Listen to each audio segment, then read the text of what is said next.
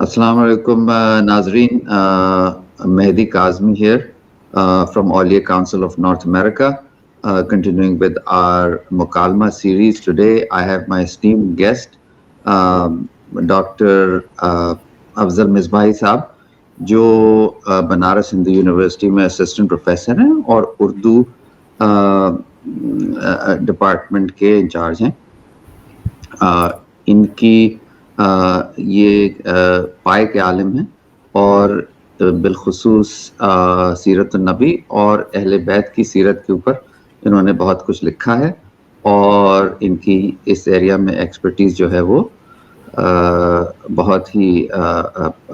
Well known है. अफजल साहब, बहुत बहुत शुक्रिया आपका. आज हमने सोचा कि आपसे एक दो एपिसोड्स का एक मुकालमा करें जिसमें आप सीरत नबी के ऊपर और रिलेटेड टॉपिक्स के ऊपर हमें आप बताइएगा, बयान कीजिएगा. हमें पहला सवाल आपसे ये है कि असर हाज़िर में सीरत रसूल अकरम सल्लल्लाहु अलैहि वसल्लम की अहमियत क्या है. इस वक्त जो है जो दुनिया में जो कुछ हो रहा है उसमें सीरत नबी में हमारे लिए इतने ज़्यादा सबक हैं जो हम भूल चुके हैं, तो आप इस पे थोड़ा सा हमें एनलाइटन कीजिए. अस्सलामु अलैकुम व रहमतुल्लाहि व बरकातुहू. शुक्रिया अली जनाब डॉक्टर मेहदी काज़मी साहब. मैं सबसे पहले इस ऑनलाइन प्रोग्राम के इनेकाद के लिए औलिया काउंसिल का शुक्रिया अदा करता हूँ, थैंक्स बोलता हूँ कि आपने एक बहुत ही इम्पोर्टेंट टॉपिक पर मुझे इनवाइट किया है गुफ्तगू करने के लिए.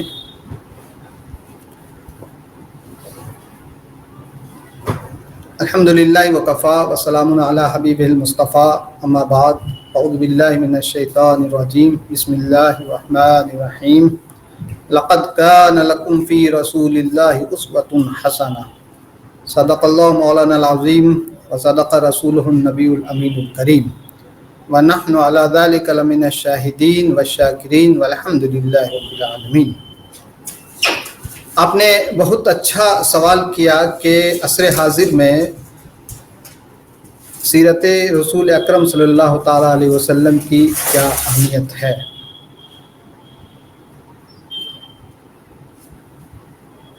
सच्चाई यह है कि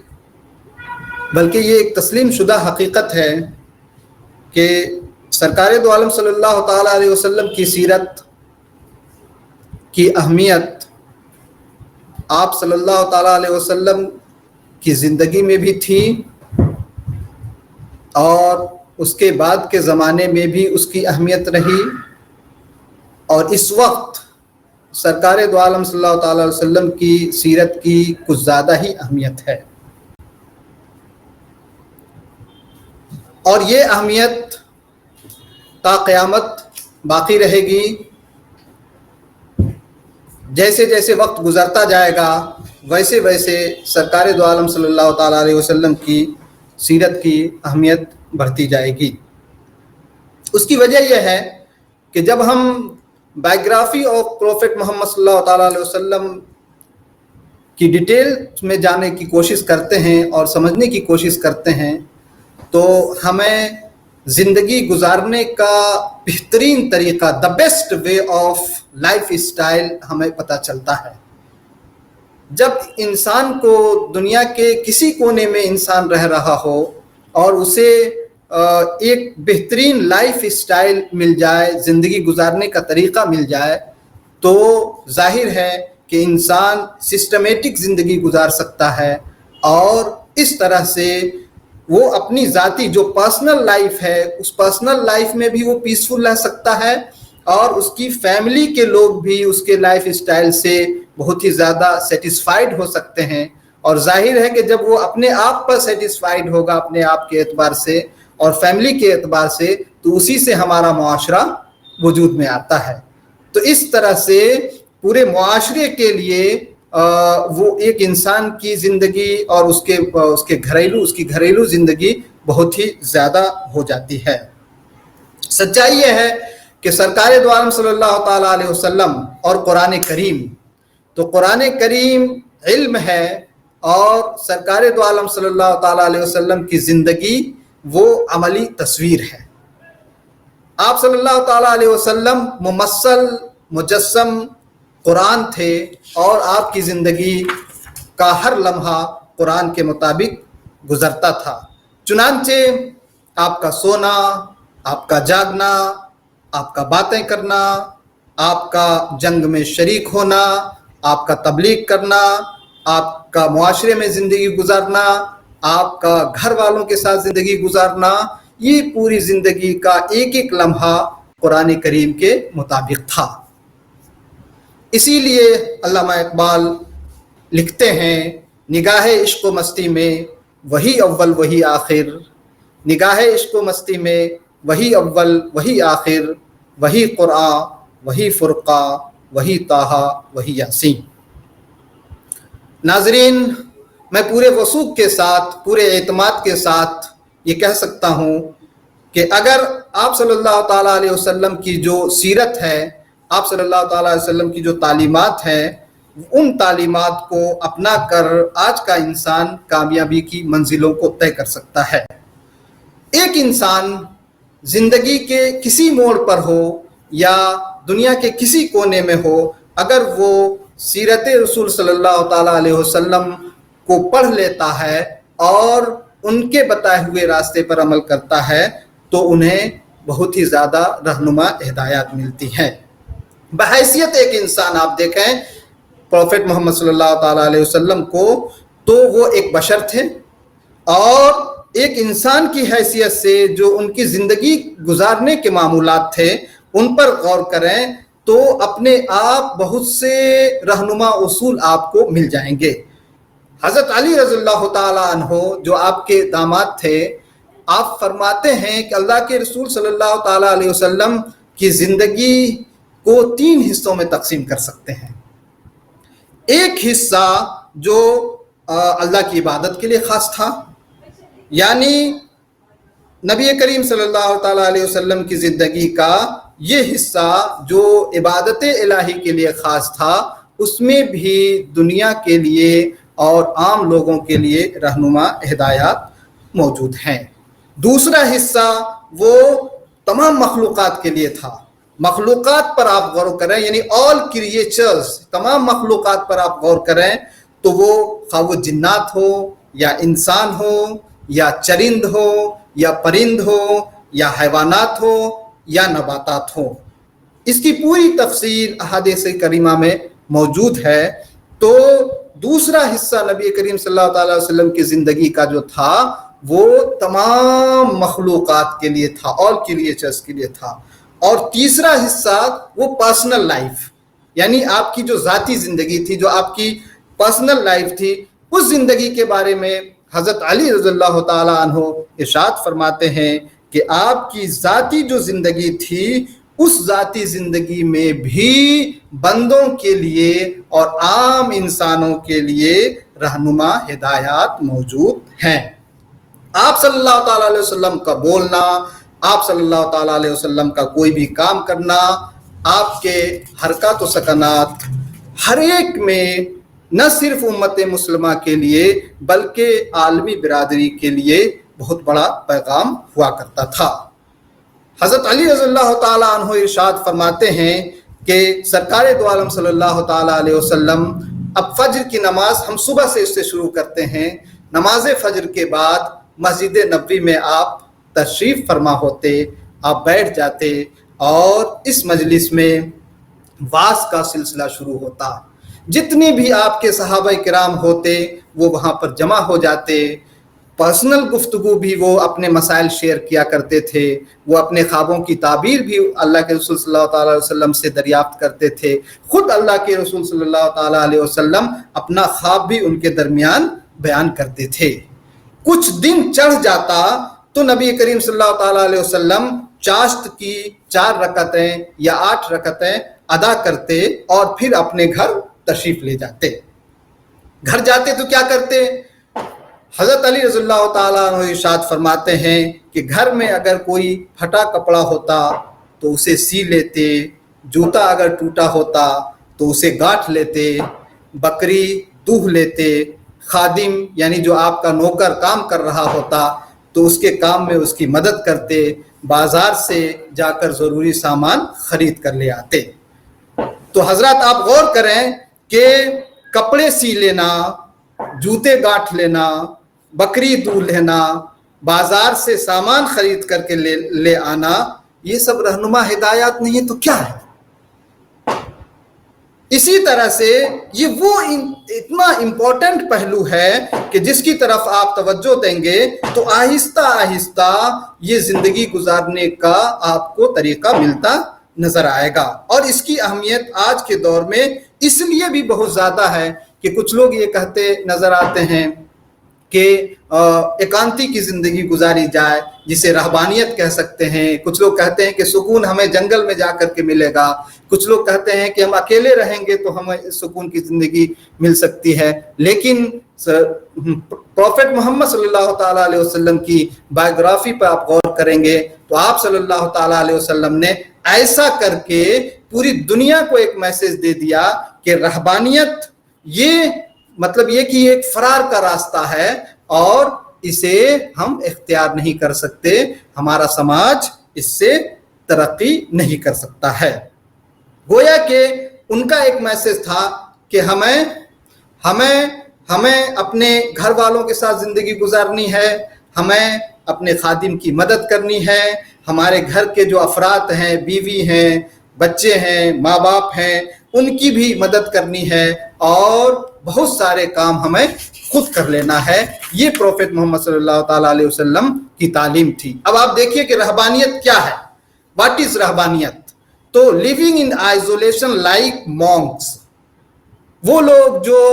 معاشرے سے الگ جا کر کے زندگی گزارتے ہیں. پروفٹ محمد صلی اللہ تعالیٰ علیہ وسلم کی زندگی کا یہ بہت ہی امپورٹنٹ پہلو ہے کہ ہمیں اپنے گھر والوں کی کفالت کرنی ہے, گھر والوں کے لیے ہمیں پیسے کمانے ہیں, گھر والوں کو اچھی سے اچھی زندگی ہم کیسے دے سکتے ہیں اس پر ہمیں غور کرنا ہے. اس کے علاوہ آپ دیکھیے سرکار دو عالم صلی اللہ تعالیٰ علیہ وسلم کی سیرت کہ پروفٹ محمد صلی اللہ تعالیٰ علیہ وسلم اپنے خادم کے ساتھ بیٹھ کر کھانا تناول فرما لیتے تھے. اپنے نوکر کے ساتھ بیٹھ کر, آج کے معاشرے میں کتنا ہی کلچرڈ معاشرہ کیوں نہ ہو, آج کے معاشرے میں اپنے نوکر کے ساتھ بیٹھ کر کھانے کا تصور تقریباً ختم ہو چکا ہے. پروفٹ محمد صلی اللہ تعالیٰ علیہ وسلم نے اپنے خادم, اپنے سرونٹ, اپنے نوکر کے ساتھ بیٹھ کر کھانا تناول فرما کر یہ میسج دے دیا, پوری دنیا کے لوگوں کو یہ میسج دے دیا کہ اگر سماج سے ہمیں اونچ نیچ کا تصور ختم کرنا ہے اور ہمیں مساوات کا میسج دینا ہے تو ہمیں اپنے جو انڈر میں جو لوگ کام کر رہے ہیں ان کے ساتھ ان کے حقوق کو بھی ادا کرنا ہے اور ان کے ساتھ ہم کوئی بھی بھید بھاؤ کا برتاؤ نہیں کریں گے. اگر آج کی عالمی برادری صرف اس پہلو پر غور کر لے کہ ہمارے انڈر میں جو لوگ کام کر رہے ہیں ان کے ساتھ ہم بیٹھ کر کے پانی پی لیں, کھانا کھا لیں, تو ایک طرف اس کی دلجوئی ہوگی تو دوسری طرف یہ میسج جائے گا کہ اونچ نیچ کا تصور ختم ہو رہا ہے. اور اگر اونچ نیچ کا تصور ختم ہو جاتا ہے تو یہ کتنا بڑا کام ہوگا اس کا آپ تصور کر سکتے ہیں. اسی لیے علامہ اقبال لکھتے ہیں کہ وہ دانائے سبل ختم الرسل مولا کل جس نے, وہ دانائے سبل ختم الرسل مولا کل جس نے, غبار راہ کو بخشا فروغ وادی سینا, غبار راہ کو بخشا فروغ وادی سینا, نگاہ عشق و مستی میں وہی اول وہی آخر, وہی قرآن وہی فرقہ وہی طٰہٰ وہی یاسی. آپ صلی اللہ تعالیٰ علیہ وسلم کی زندگی کے اور پہلو کی طرف آگے پڑھیں تو آپ محسوس کریں گے کہ آپ صلی اللہ تعالیٰ علیہ وسلم کی عادت میں یہ شامل تھا کہ ادنا ہو یا اعلیٰ, پیسے والا ہو یا غریب, اسے آگے بڑھ کر کے سلام کرتے, السلام علیکم. یعنی اس میں کوئی تفریق نہیں ہوتی کہ وہ کمزور طبقے کا آدمی ہے یا پیسے والا ہے یا غریب ہے، اس میں آپ بالکل فرق نہیں کیا کرتے تھے۔ اب آپ دیکھیے کہ اگر صرف اس بات کو ہم عام کر دیں کہ بڑا سے بڑا دشمن، بڑا سے بڑا غصہ کرنے والا انسان اگر سامنے آئے اور ہم نے ان سے یہ پہلے ہی آگے بڑھ کر کے کہہ دیا السلام علیکم، تو آدھا غصہ تو اس کا یوں ہی کافور ہو جائے گا۔ سرکار دو عالم صلی اللہ تعالیٰ علیہ وسلم کی یہ سیرت اتنی امپورٹنٹ ہے، آپ کی عادت شریفہ اتنا اہم ہے کہ بڑے سے بڑے مسائل جو ہمارے سماج میں جنم لیتے ہیں ان مسائل کا خاتمہ ہو سکتا ہے۔ سرکار دو عالم صلی اللہ تعالیٰ علیہ وسلم عام انسانوں کی دعوت قبول کر لیا کرتے تھے، یعنی جو بھی آپ کو دعوت دینے کے لیے آتا، خواہ وہ غریب ہو، امیر ہو، پیسے والا ہو، معاشرے کا بہت ہی اونچا آدمی ہو یا معاشرے میں جس کی عزت نہ ہو، آپ صلی اللہ تعالیٰ علیہ وسلم معمولی سے معمولی انسان کی بھی دعوت قبول کر لیا کرتے تھے۔ آپ سوچیں کہ آج کے معاشرے میں اگر کسی کی بہت زیادہ عزت ہو جاتی ہے، بہت زیادہ پیسے والا ہو جاتا ہے، تو وہ سوچتا ارے اس کے ہاں کیا جانا۔ لیکن سرکار دو عالم صلی اللہ تعالیٰ علیہ وسلم نے یہ میسج دیا کہ اگر ہم غریبوں کے ہاں بھی جاتے ہیں، جس طرح سے امیروں کے ہاں جاتے ہیں، اگر ہم نے غریبوں کی بھی دلجوئی کی تو ایک بڑا پیغام جائے گا۔ ناظرین، جیسا کہ میں نے کہا کہ سرکار دو عالم صلی اللہ تعالیٰ علیہ وسلم کے پاس جو بھی شخص دعوت کے لیے تشریف لاتے تھے،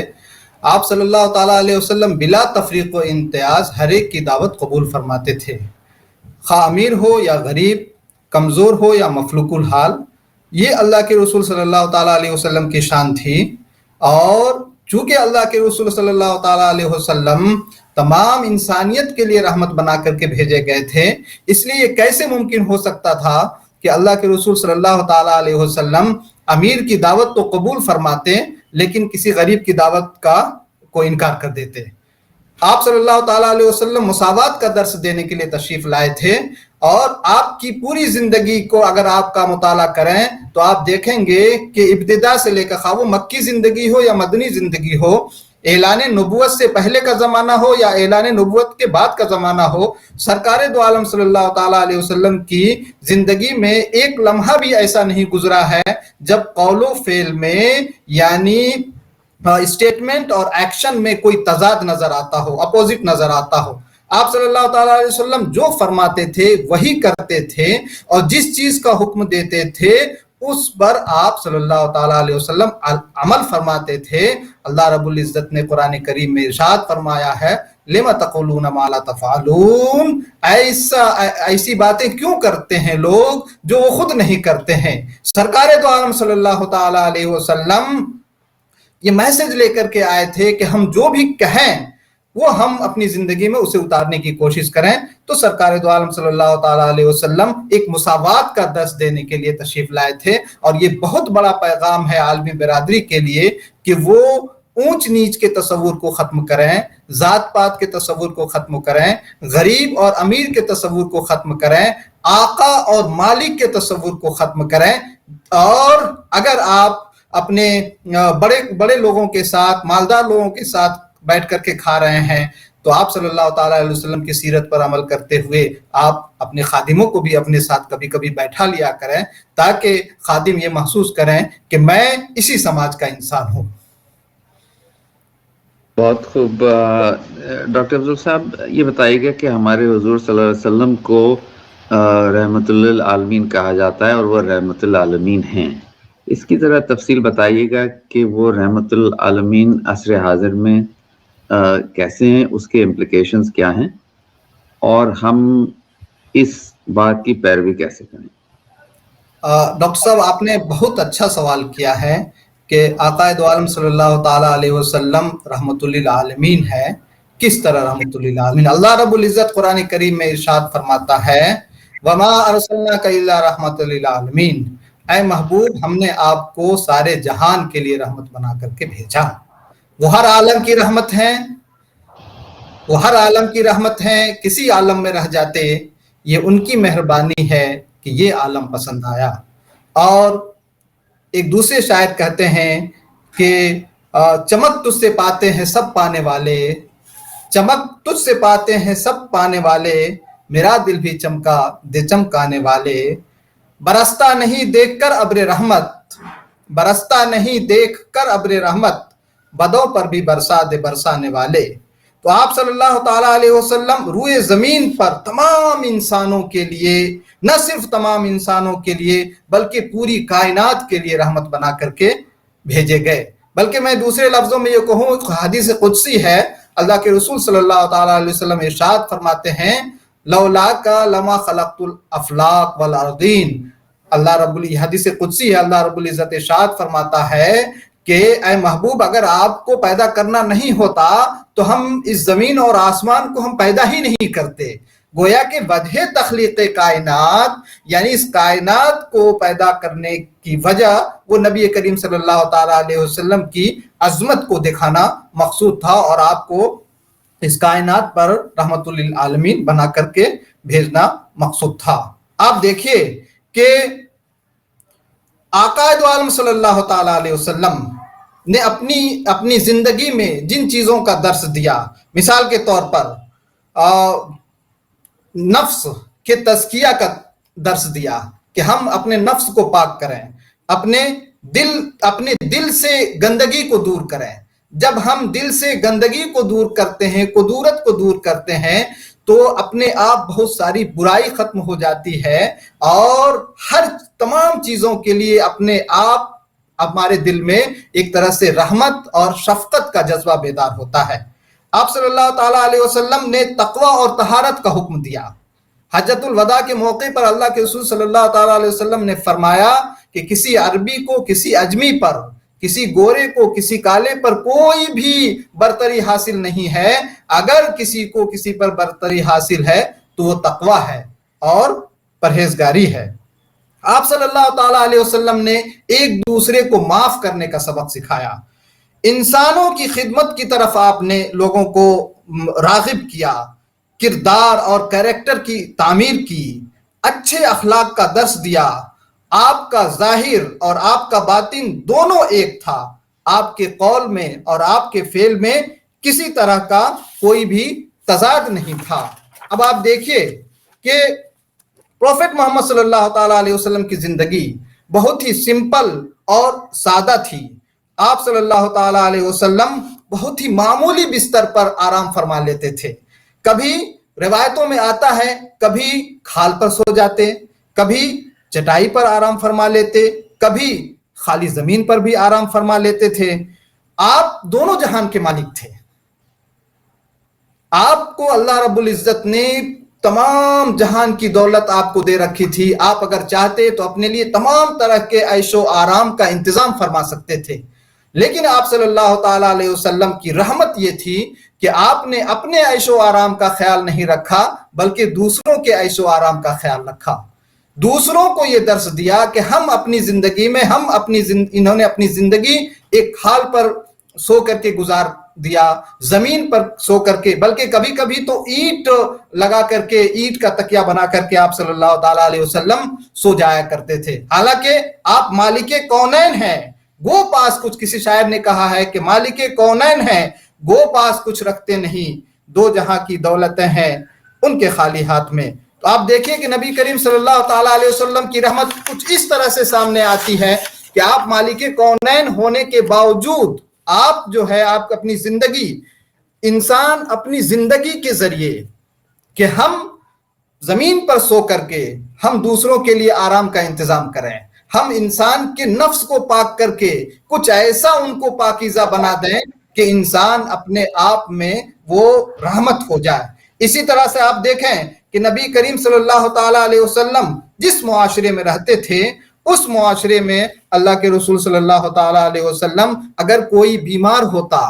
तो आप ताज़ियत के लिए चले जाते, अगर कोई मरीज होता इयादत के लिए चले जाते, किसी का इंतकाल हो जाता तो आप सल्लल्लाहु ताला अलैहि वसल्लम उसके पास जाते और उसके अहले खाना को सब्र की तलकीन फरमाते थे। आप ये देखिए कि अल्लाह के रसूल सल्लल्लाहु ताला अलैहि वसल्लम, आप अल्लाह के रसूल थे, आप दोनों जहान के मालिक थे। आप चाहते तो ऐसा नहीं कर सकते थे, लेकिन आप रहमतुल लिल आलमीन थे। आप अपने समाज को ये मैसेज देना चाहते थे कि अगर समाज का कोई गरीब है तो उनके पास भी जाया जाए, कोई कमजोर है तो उनके पास भी जाया जाए, कोई बीमार है तो उनकी इयादत के लिए जाया जाए, किसी के यहाँ अगर मौत हो जाती है तो उनके यहाँ उनकी तदफीन के लिए भी जाया जाए। बहुत ही मशहूर वाकया है कि एक बुढ़िया आप सल्लल्लाहु ताला अलैहि वसल्लम पर रोजाना कूड़ा फेंकती थी। चंद दिनों जब उसने कूड़ा फेंकने का सिलसिला मुनक़ता कर दिया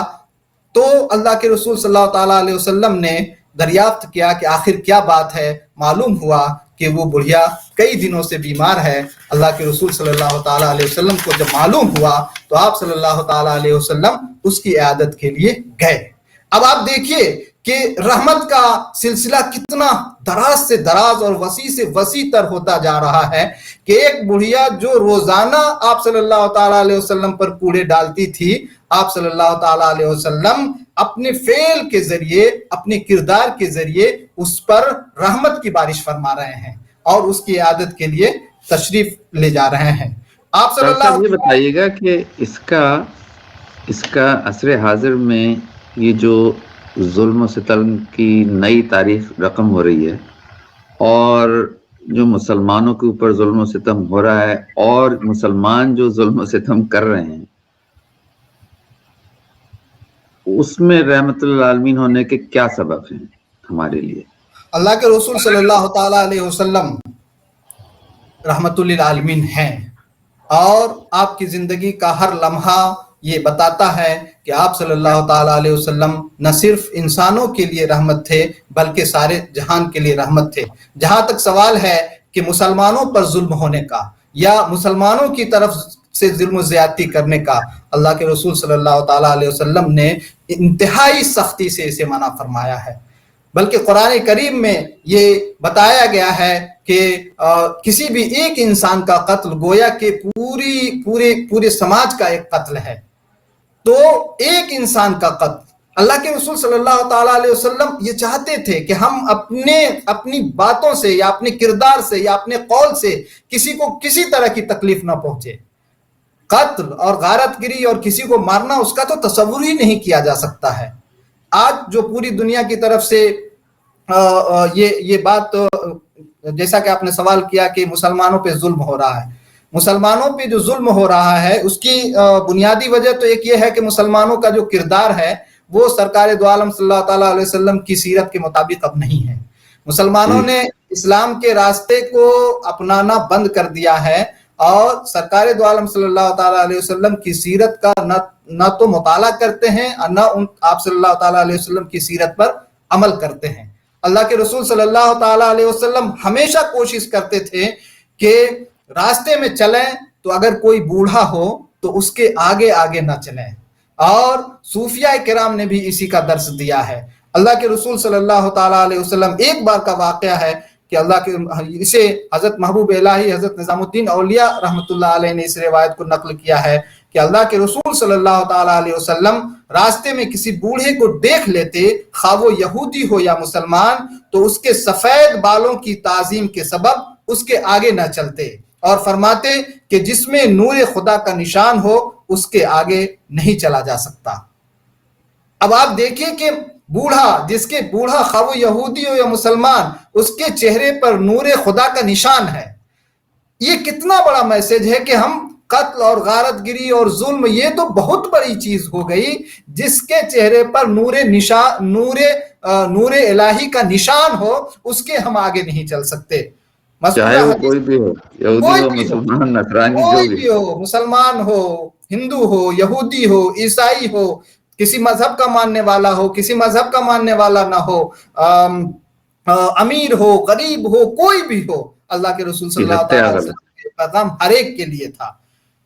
हजरत महबूब इलाही रज़ियल्लाहु ताला अन्हु इरशाद फरमाते हैं इसी हदीस की रोशनी में कि अल्लाह ताला ने उस बूढ़े की ताजीम वाजिब की है जो मुसलमानी की हालत में सफेद बाल वाला हो गया। इस वास्ते कि तौरात में फरमान हुआ है कि ऐ मूसा, बूढ़ों की इज्जत किया करो और जब वो आए तो उनकी ताजीम के लिए खड़े हुआ करो, और जब देखो कि जवान बूढ़े के आगे तो ये समझ लो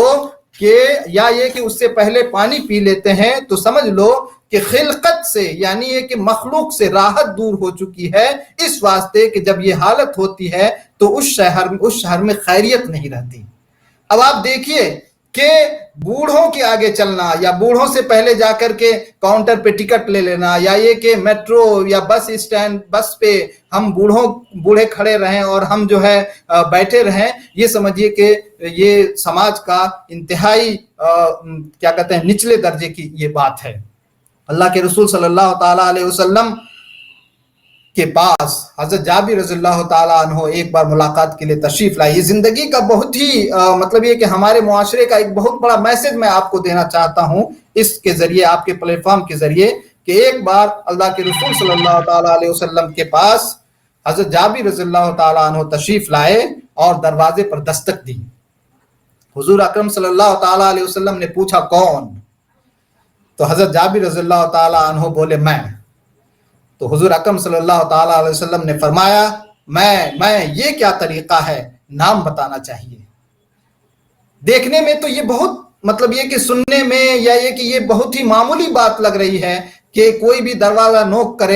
کرے اور آپ پوچھیں کون تو وہ کہے میں۔ تو اللہ کے رسول صلی اللہ تعالیٰ علیہ وسلم نے فرمایا کہ میں یہ کیا طریقہ ہے، نام بتانا چاہیے۔ کیوں؟ اس لیے کہ ہر شخص کی آواز ہر وقت یکساں نہیں ہوتی، یا یہ کہ انسان گھر میں جب رہتا ہے تو اس کی سچویشن ہر وقت اس حالت میں نہیں ہوتی کہ وہ کوئی بھی دستک دے تو اس کی آواز کو سن کر کے وہ پہچان لے۔ اس کے علاوہ آپ دیکھیے کہ بچوں پر شفقت، اس وقت آپ دیکھیے کہ فلسطین کی سرزمین پر کیا ہو رہا ہے، مطلب یہ کہ بچوں پر کس طرح سے ظلم و ستم ہو رہا ہے۔ میں آئے دن ویڈیو دیکھ رہا ہوں اور میں بالکل کلیجہ کانپ جاتا ہے۔ یہ ظلم و ستم کسی بھی طرف سے ہو، بچوں کے بارے میں اللہ کے رسول صلی اللہ تعالیٰ علیہ وسلم نے ارشاد فرمایا کہ سب سے پہلے تو میں یہ بتا دوں کہ آج کے بچے ہمارا مستقبل ہیں۔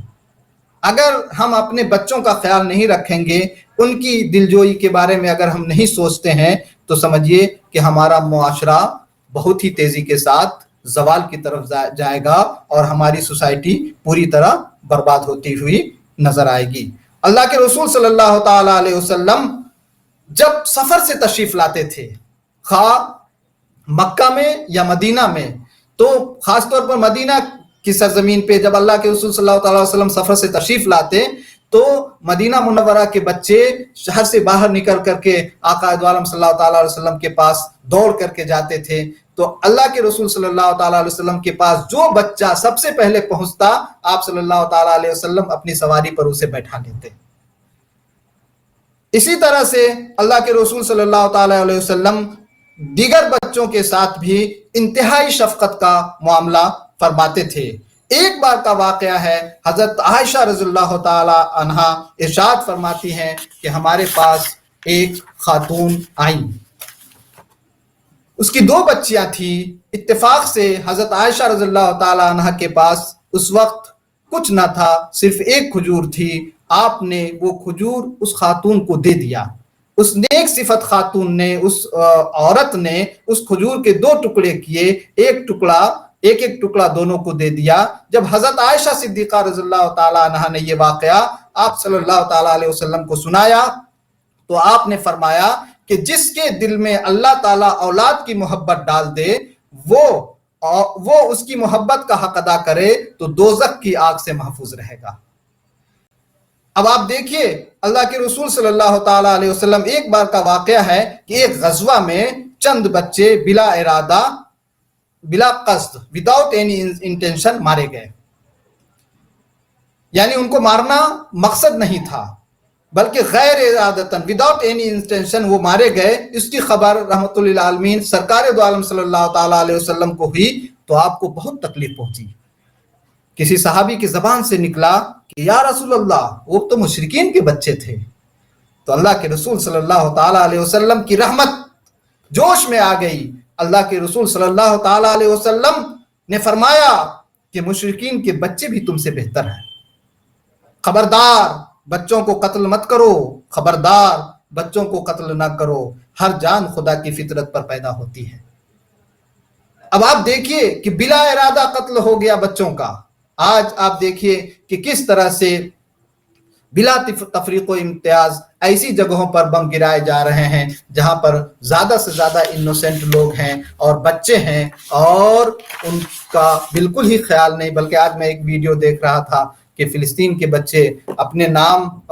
اپنے ہاتھوں پہ لکھوا رہے ہیں کہ اگر ان کی موت ہو جائے تو ان کے والدین کو یا ان کے سرپرست کو یہ معلوم ہو سکے کہ یہ میرا بچہ ہے اور اس کی تجہیز و تکفین کا وہ انتظام کر سکیں. جب معاملہ اس قدر خطرناک ہو جائے تو آپ سوچ سکتے ہیں کہ اس وقت جو عالمی برادری اپنی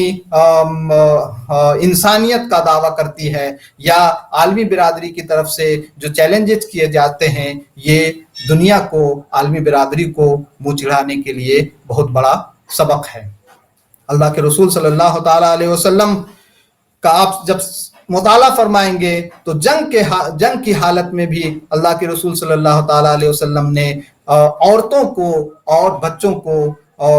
قتل کرنے سے یا انہیں تکلیف پہنچانے سے منع فرمایا ہے. اتنا ہی نہیں، اللہ کے رسول صلی اللہ تعالیٰ علیہ وسلم صرف انسانوں کے لیے رحمت نہیں ہے بلکہ اللہ کے رسول صلی اللہ تعالیٰ علیہ وسلم چرند و پرند کے لیے بھی رحمت ہیں، اور آپ صلی اللہ تعالیٰ علیہ وسلم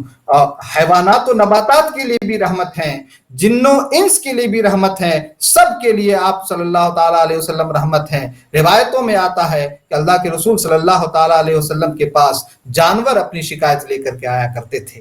اونٹنیاں اپنی شکایتیں لے کر کے آیا کرتی تھی. بلکہ کئی ایک ایسے واقعات ہیں کہ اللہ کے رسول صلی اللہ تعالیٰ علیہ وسلم کے پاس ہرنی اپنی شکایت لے کر کے آیا کرتی تھی اور اللہ کے رسول صلی اللہ تعالیٰ علیہ وسلم انصاف فرماتے تھے. آپ میثاق مدینہ کی تاریخ پر آپ غور کریں تو معلوم ہوگا کہ جو یہود و نصارہ کے لیے جو میثاق مدینہ میں اللہ کے رسول صلی اللہ تعالیٰ علیہ وسلم نے رعایت کی کہ سماج میں بسنے والے کسی انسان کو جو امن و شانتی کے ساتھ زندگی گزارنا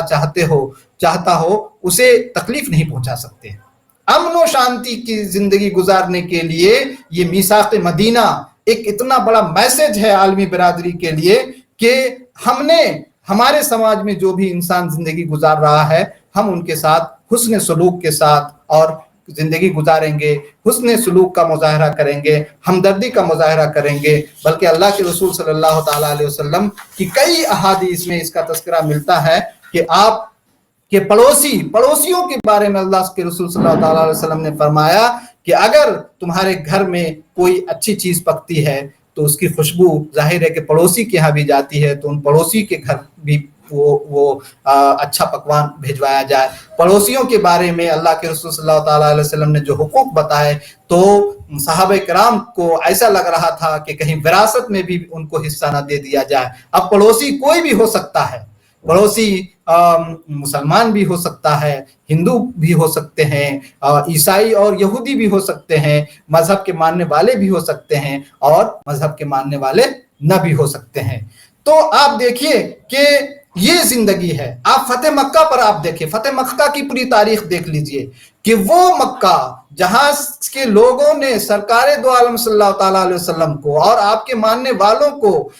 پر ظلم و ستم کر کے، ان کو ستا کر کے، انہیں ٹارچر کر کے مکہ سے باہر بھیج دیا تھا. آپ صلی اللہ تعالیٰ علیہ وسلم جب اپنے ساتھیوں کے ساتھ مکہ فتح کرنے کے لیے تشریف لائے تو مکہ کی سرزمین پر ہر طرف خوف و دہشت کا عالم تھا. لوگ ڈر رہے تھے کہ آج مکہ کی سرزمین پر ہر طرف ہر گلی میں خون کی ندیاں بہیں گی. لیکن سرکار دو عالم صلی اللہ تعالیٰ علیہ وسلم نے اعلان فرمایا کہ جو ابو سفیان کے گھر میں چلا جائے اسے پناہ، جو خانہ کعبہ میں چلا جائے اسے پناہ، جو اپنے اپنے گھروں کا دروازہ بند کر کے اپنے اپنے گھروں میں بیٹھ جائے اسے پناہ. یہ دنیا کی میں سمجھتا ہوں کہ پہلی اور آخری جنگ ہوگی جو ایک قطرہ خون بہائے بغیر بھی یہ جنگ فتح ہو گئی.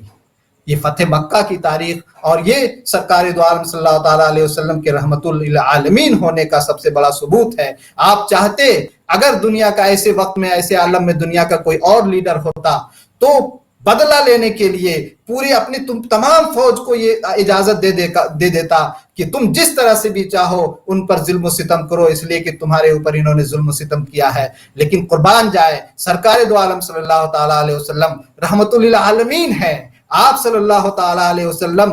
دشمنوں کے لیے بھی رحمت ہے. اب آپ دیکھیے جنگ بدر کا واقعہ دیکھیے کہ اس میں جو بھی قیدی بنائے گئے تھے ان کی رہائی کے لیے اللہ کے رسول صلی اللہ تعالیٰ علیہ وسلم نے فرمایا کہ جو پڑھے لکھے لوگ ہیں وہ ہمارے بچوں کو 10 بچوں کو پڑھنا لکھنا سکھا دیں، وہ آزاد ہیں۔ یعنی آزادی کا اتنا خوبصورت، اتنا آسان نسخہ، اتنا آسان پروانہ اور کیا مل سکتا ہے؟ اس کے علاوہ نبی کریم صلی اللہ تعالیٰ علیہ وسلم نے کسی بھی قیدی کے ساتھ کبھی بھی کسی طرح کی زیادتی کا مظاہرہ نہیں فرمایا، اور نہ ہی اپنے صحابہ کرام کو اس طرح کا مظاہرہ کرنے کا درس دیا، بلکہ اگر غیر ارادتاً طور پر، یعنی کہ وداؤٹ اینی انٹینشن اگر کسی پر زیادتی بھی ہوئی اور اس کی معلومات اللہ کے رسول صلی اللہ تعالیٰ علیہ وسلم کو مل گئی، تو آپ صلی اللہ تعالیٰ علیہ وسلم نے اسے منع فرمایا اور اس پر ناراضگی کا مظاہرہ کیا۔ اب آپ دیکھیے کہ اللہ کے رسول صلی اللہ تعالیٰ علیہ وسلم نے آپ نے سوال کیا کہ رحمت کس طرح ہے۔ دیکھیے اللہ کے رسول صلی اللہ تعالیٰ علیہ وسلم جب مکہ کی سرزمین پر تشریف لائے تھے، آپ پیدا ہوئے تھے، تو اس وقت کی تاریخ دیکھیں کہ لوگ اپنی اپنی بیٹیوں کو زندہ دفن کر دیا کرتے تھے۔ اللہ کے رسول صلی اللہ تعالیٰ علیہ وسلم کے پیغام سے دیکھتے ہی دیکھتے بیٹیوں کو اللہ کے رسول صلی اللہ تعالیٰ علیہ وسلم نے گھر کی رحمت بنا کر کے پیش کیا۔ آج آپ دیکھیں کہ آپ صلی اللہ تعالیٰ علیہ وسلم کی ٹیچنگ کی وجہ سے بیٹیوں کو زندگی ملی ہے۔ اسی طرح سے اللہ کے رسول صلی اللہ تعالیٰ علیہ وسلم نے بیواؤں پہ رحمت کس طرح سے کی۔ آپ صلی اللہ تعالیٰ علیہ وسلم کی عمر 25 سال تھی، اور حضرت خدیجہ رضی اللہ تعالیٰ عنہا جو اس سے آپ صلی اللہ تعالیٰ علیہ وسلم کے نکاح سے پہلے 2 اور مردوں کے ساتھ ان کا نکاح ہو چکا تھا، اور یہ تیسرا نکاح تھا اللہ کے رسول صلی اللہ تعالیٰ علیہ وسلم کے ساتھ، اور اللہ کے رسول اللہ صلی اللہ تعالیٰ علیہ وسلم کی عمر بھی 25 سال تھی اور ان کی عمر 40 سال تھی، وہ بیوہ تھی۔ اللہ کے رسول صلی اللہ تعالیٰ علیہ وسلم نے ان سے شادی کر کے، نکاح کر کے پوری دنیا کے لوگوں کو یہ پیغام دے دیا کہ ہمارے سماج میں اگر کوئی بیوہ ہے تو اس بیوہ کے ساتھ انصاف ہونا چاہیے، اس کے ساتھ زیادتی نہیں ہونی چاہیے، اور اس پر رحمت کا ثبوت اللہ کے رسول صلی اللہ تعالیٰ علیہ وسلم نے پیش کیا۔ اب دیکھیں کہ پوری مطلب یہ کہ ازواج مطہرات کی تاریخ کا آپ مطالعہ کریں تو حضرت عائشہ صدیقہ رضی اللہ تعالیٰ عنہا کو چھوڑ کر کوئی بھی ایسی آپ کی زوجہ نہیں تھی جو بیوہ نہیں تھی۔ آپ نے بیواؤں سے شادی کا جو اتنا بڑا پیغام دیا، آج دیکھیے کہ بڑی تعداد میں ہمارے سماج میں ویڈوز ہیں، بیوائیں ہیں، بلکہ ہمارے بہت سارے ملکوں میں، ہمارے ہندوستان میں بھی لڑکیوں کو شکم مادر میں مار دینے کا، اور انہیں جو ہے کیا کہتے ہیں ان کی زندگی ختم کر دینے کا بہت جگہوں پہ اس طرح کے واقعات پائے جاتے ہیں۔ تو آپ دیکھیں کہ اللہ کے رسول صلی اللہ تعالیٰ علیہ وسلم نے اس طرح سے بیٹیوں پر رحمت کا ثبوت پیش کیا، اور بیواؤں پہ رحمت کا ثبوت پیش کیا، غریبوں پہ رحمت کا ثبوت پیش کیا، مکہ والوں پہ رحمت کا ثبوت پیش کیا، مدینہ والوں پر رحمت کا ثبوت پیش کیا۔ اتنا ہی نہیں بلکہ اللہ کے رسول صلی اللہ تعالیٰ علیہ وسلم جب یثرب کی سرزمین پر گئے تھے اور وہاں کے لوگوں نے آپ کو بالکل لہو لہان کر دیا، تو اللہ کے رسول صلی اللہ تعالیٰ علیہ وسلم کے پاس حضرت جبریل امین تشریف لائے اور فرمایا کہ اگر آپ حکم دیں تو میں ان 2 پہاڑوں کو ایک دوسرے سے ملا دوں اور یہ پوری قوم تباہ و برباد ہو جائے۔ تو آپ نے فرمایا کہ نہیں، یہ نادان ہے، انہیں معلوم نہیں ہے۔ جس دن انہیں معلوم ہو جائے گا کہ میں کون ہوں اور میں کون سا پیغام لے کر کے آیا ہوں، تو یہ ایسا نہیں کریں گے۔ اور آج دیکھیں کہ یثرب ہو یا پورا عرب ہو یا پوری دنیا کے اندر آپ دیکھیں، آپ صلی اللہ تعالیٰ علیہ وسلم کا جو پیغام ہے، وہ پیغام یہ بتاتا ہے کہ آپ رحمت للعالمین عورتوں کے لیے بھی ہیں، مردوں کے لیے بھی ہیں، بچوں کے لیے بھی ہیں، بیواؤں کے لیے بھی ہیں، لڑکوں کے لیے بھی ہے، لڑکیوں کے لیے بھی ہے، والدین کے لیے بھی ہیں، اور اسی طرح سے سماج کے ہر فرد کے لیے آپ رحمت ہیں، ہر مذہب کے ماننے والوں کے لیے رحمت ہیں، اور وہ دنیا کے کسی کونے میں رہتا ہو، آپ صلی اللہ تعالیٰ علیہ وسلم ان تمام لوگوں کے لیے رحمت ہیں۔ بہت بہت شکریہ افضل صاحب، اتنا آپ نے پرزور اور اتنا ہی امن و امان کا پیغام ہمارے رسول صلی اللہ علیہ وسلم کا جو ہے اس کو آپ نے دیا۔ شکریہ بہت بہت۔ انشاءاللہ